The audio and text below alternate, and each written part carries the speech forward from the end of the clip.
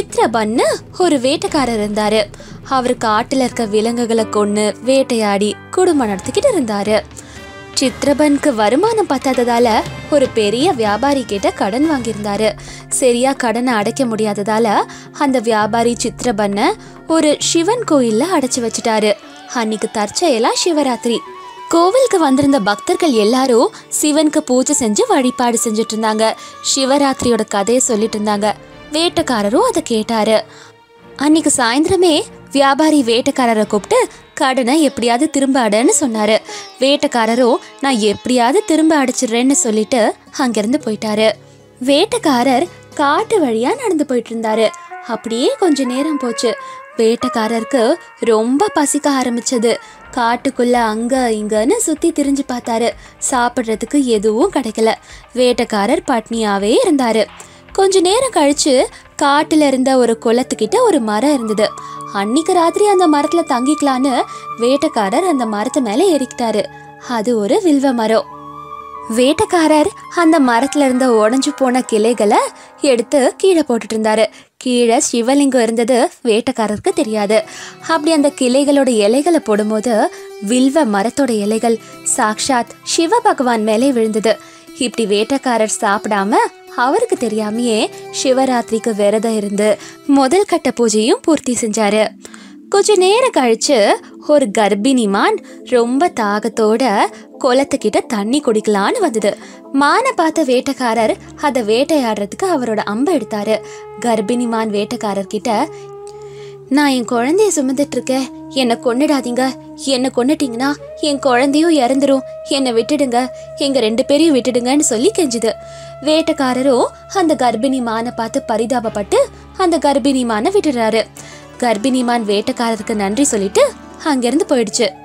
வேட்டைக்காரர் அவரோட அம்பை சரி செஞ்சுக்கிட்டு இருக்கும் போது அவர் கைப்பட்டு வில்வ மரத்தோட இலைகள் சிவலிங்கத்து மேல விழுந்தது. இப்படி 2வது கட்ட பூஜையும் முடிவடைஞ்சது. கொஞ்ச நேரம் கழிச்சு ஒரு ஆண்மான் குளத்துல தண்ணி குடிக்கலான்னு வந்தது. ஆண்மானை பார்த்த வேட்டைக்காரர் அதை வேட்டையாட அவரோட அம்பை எடுத்தாரு. உடனே ஆண்மான் வேட்டைக்காரர் கிட்ட, ஐயோ என்னை கொன்னுடாதீங்க, என்னை நம்பி கர்ப்பமா இருக்க என் மனைவி இருக்கா, அவ என்னை தேடிக்கிட்டே இருப்பா, நான் அவளுக்காக வீட்டுக்கு போகணும், என்னை கொன்னுடாதீங்க, என் குழந்தைய நான் பார்க்கணும்னு சொல்லி அந்த ஆண்மான் வேட்டைக்காரர்கிட்ட கெஞ்சி கேட்டுச்சு. வேட்டைக்காரரும் அந்த ஆண்மானை பட்டு ரொம்ப பரிதாபப்பட்டு அதை விட்டுடுறாரு. வேட்டைக்காரருக்கு நன்றி சொல்லிட்டு ஆண்மான் அங்கிருந்து போயிடுது. வேட்டைக்காரர் அவருக்கு தெரியாம மர கிளைகளை அசைச்சாரு. அப்ப வில்வ இலைகள் சிவலிங்கம் மேல விழுந்தது. இப்படி 3வது கட்ட பூஜையும் சிவனுக்கு பூர்த்தியா நிறைவேறுச்சு. வேட்டைக்காரருக்கு இது தெரியாமையே இருந்தாரு. கொஞ்ச நேரம் கழிச்சு ஒரு அம்மா மான் தன்னோட 2 குழந்தை மானோட கோலத்துல தண்ணி குடிக்கலான்னு வந்தது. இத பார்த்த வேட்டைக்காரருக்கு, அடடா 3 மான் கிடைச்சிருக்கே, இதை எப்படியாவது வேட்டையாடணும்னு அம்பை எடுத்தாரு. அப்ப அம்மா மான் வேட்டைக்காரர்கிட்ட சொல்லிச்சு, இங்க பாரு வேட்டைக்காரரே, என் குழந்தைங்களாம் இருக்கு, என்னை நம்பி இருக்கு, நீ என்னை கொன்னுட்டீங்கன்னா அது ரொம்ப பாவம், என்னை விட்டுடுன்னு கேக்குது. ஆனா வேட்டைக்காரர், உன்ன மாதிரிதான் எனக்கு குழந்தை இருக்கு, அது பசியோட இருக்கோ, உன்னை கொண்டு போனாதான் என் குழந்தையோட பசியையும் என் மனைவியோட பசியையும் நான் போக்க முடியும்.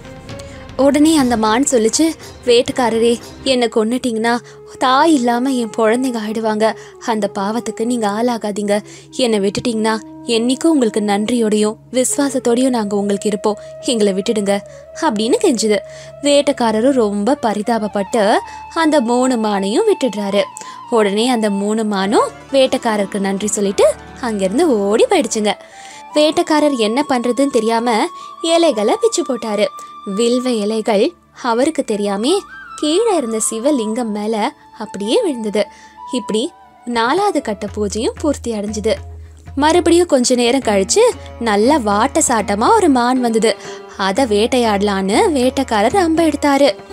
வேட்டைக்காரர் அம்பை எடுக்கிறத பார்த்த அந்த மான் வேட்டைக்காரர்கிட்ட, இங்க பாருங்க வேட்டைக்காரரே, என்னை நம்பி சின்ன சின்ன குழந்தைங்க எல்லாம் வீட்டுல இருக்கு, என்னை கொன்னுட்டீங்கன்னா என் குழந்தை அனாதையா ஆயிடும், என்னை கொன்ன பாவம் உங்களுக்கு வேணாம், அம்மா இல்லாம என் குழந்தைங்க வளரக்கூடாது, அந்த பாவத்தை நீங்க சுமக்காதீங்க வேட்டக்காரரே, இதுவே என்னை விட்டுடுங்க. என்னைக்குமே உங்களுக்கு நன்றியோடையும் விசுவாசத்தோடையும் நான் இருப்பேன்.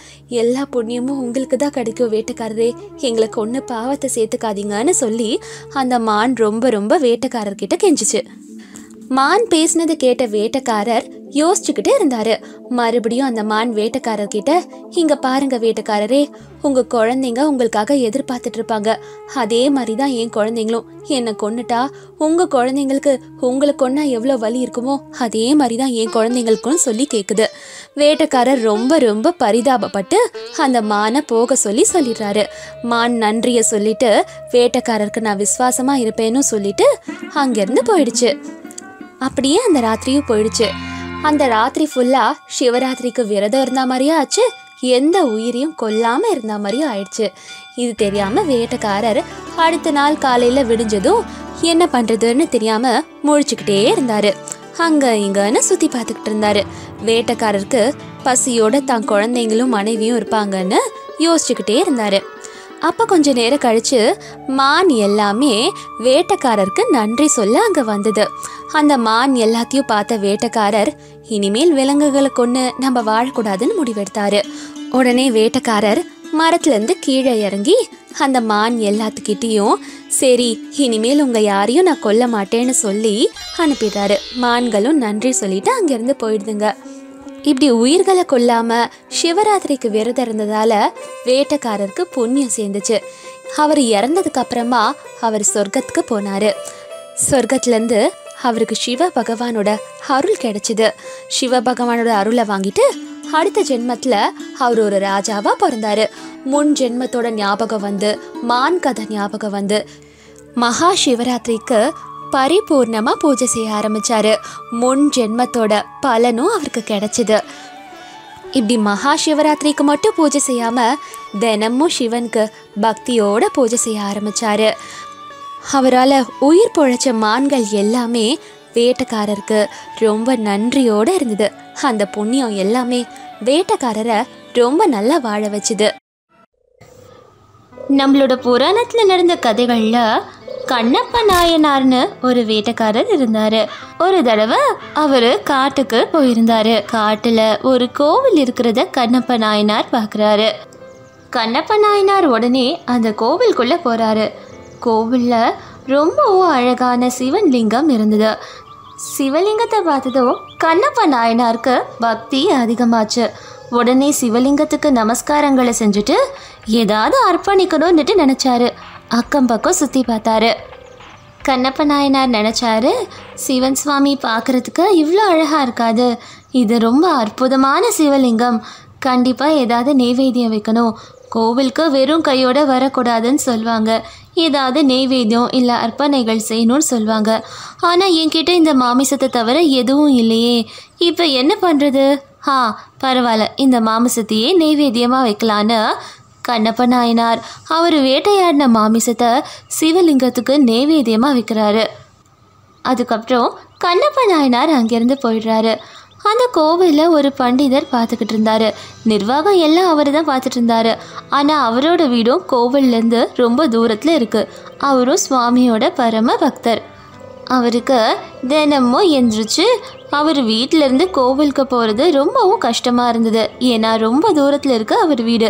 அதனால் 15 நாட்களுக்கு ஒரு தடவை வந்து கோவிலை சுத்தம் பண்ணி சாமிக்கு எல்லா அலங்காரங்களும் செஞ்சு ஆர்த்தி காட்டி நெய்வேத்தியங்களை படைப்பார். அதுக்கப்புறம் அவர் வீட்டுக்கு போயிடுவார். அன்னைக்கும் அவர் வழக்கம் போல் கோவிலை சுத்தம் பண்ண வந்திருந்தார். அங்கே சிவலிங்கத்துக்கு மாமிசம் நெய்வேத்தியமாக இருக்கிறத பார்த்து பண்டிதர் ரொம்பவும் ஆச்சரியப்பட்டார். உடனே மாமிசத்தை அங்கிருந்து சுத்தம் பண்ணி சாமி கிட்ட மன்னிப்பும் கேட்டார்.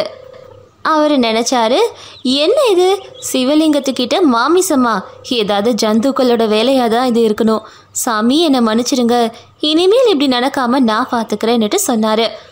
பண்டிதர் அதுக்கப்புறம் வழக்கம் போல் கோவிலை சுத்தப்படுத்தி பூஜைகளை செஞ்சுட்டு வீட்டுக்கு போயிட்டாரு. அன்னைக்கும் கண்ணப்ப நாயனார் கூட முழுக்க மாமிசத்தை எடுத்துட்டு வந்து சிவன் சுவாமிக்கு நெய்வேத்தியமாக படைச்சிட்டு அங்கேருந்து போயிட்டாரு. நம்ம இதே மாதிரி மாமிசத்தை நெய்வேத்தியமாக கொண்டு வந்து வச்சுட்டு இருந்தாரு கண்ணப்ப நாயனார். கண்ணப்ப நாயனார் அவரோட பிரார்த்தனைகள் எல்லாத்தையும் சிவன் சுவாமி கிட்ட சொல்லிட்டு போயிடுவார். ஒரு நாளைக்கு வழக்கம் போல் மாமிசத்தை எடுத்துக்கிட்டு கோவிலுக்குள்ளே வந்தார்.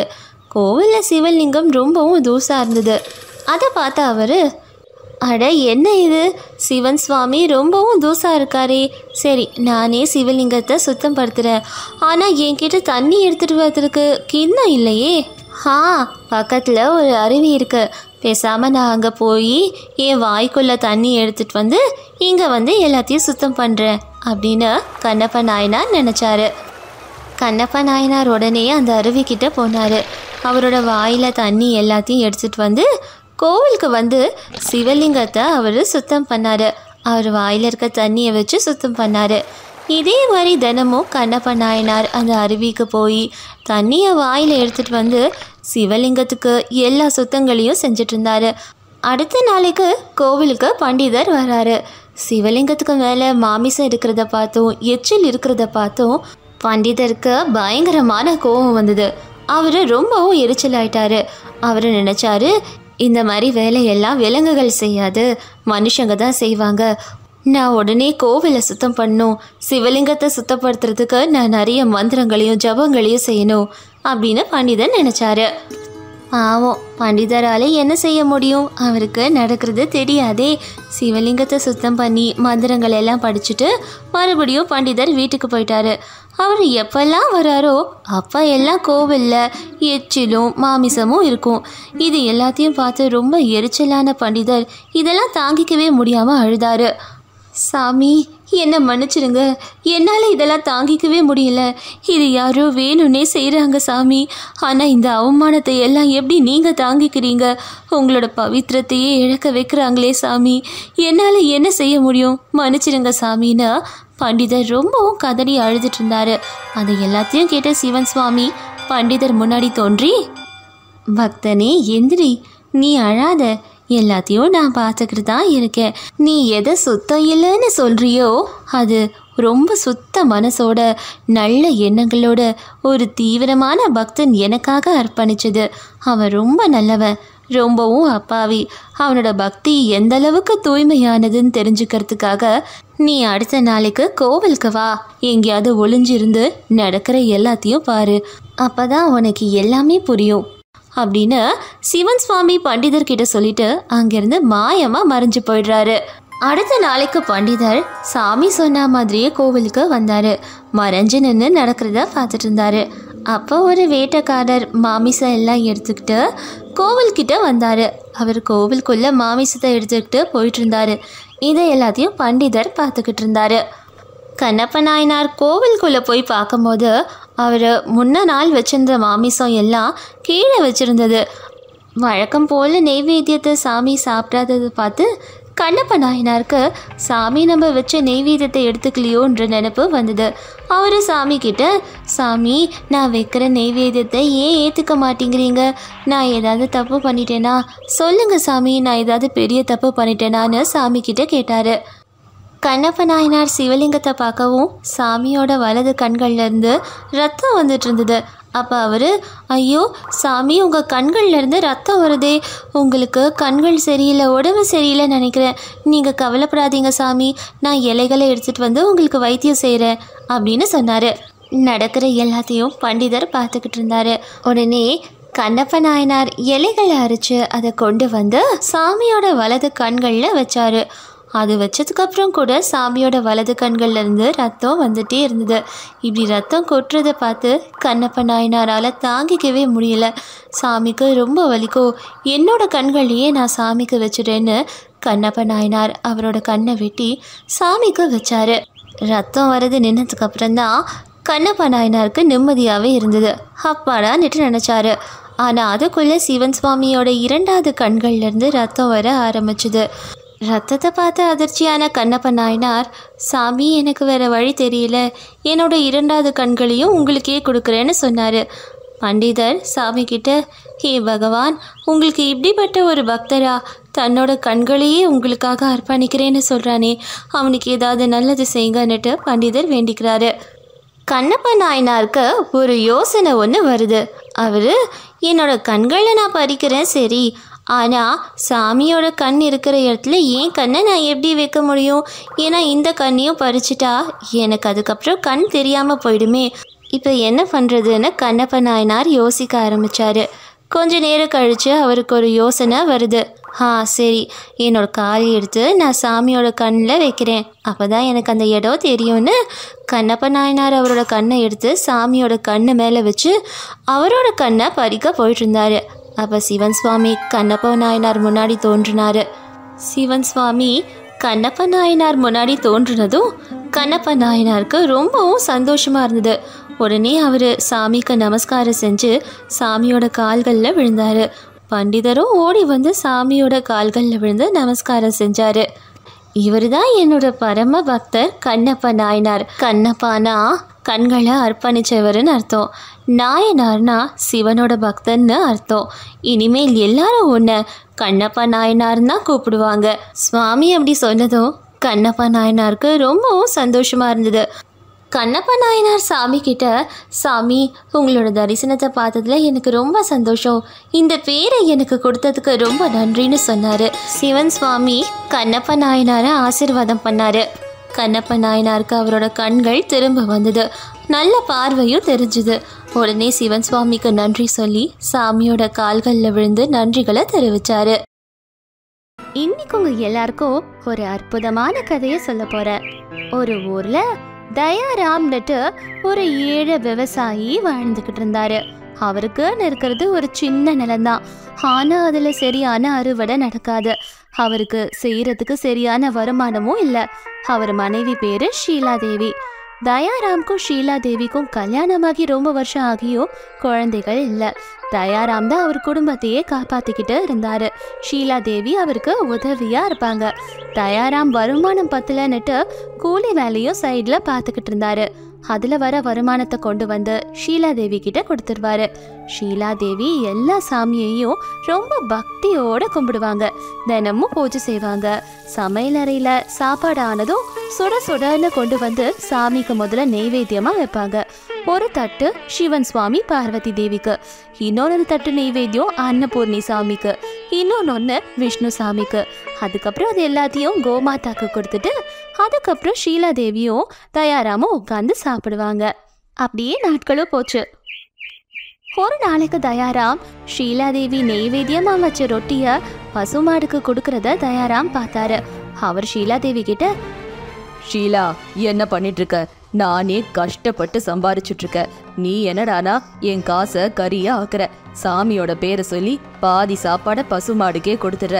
இப்படிதான் காசை வீணடிப்பியா? உனக்கு கொஞ்சம் கூட சிக்கனமா இருக்க தெரியாதா? எவ்வளவோ கஷ்டப்பட்டு நான் சம்பாரிச்சுட்டு இருக்கேன். இப்படி தான தர்மம் பண்ணிட்டு இருந்த நம்ம ரோட்டுக்கு தான் போகணும்.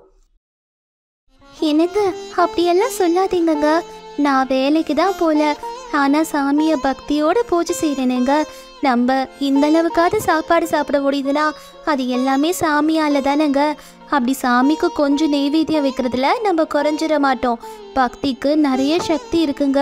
அந்த பக்தியால உங்களுக்கு நல்ல வேலை கிடைக்கலாம், நம்ம நிலைமையும் மாறலாங்க. நான் பூஜை செய்யறது நெய்வேத்தியம் வைக்கிறத நீங்க தடுக்காதீங்கங்க.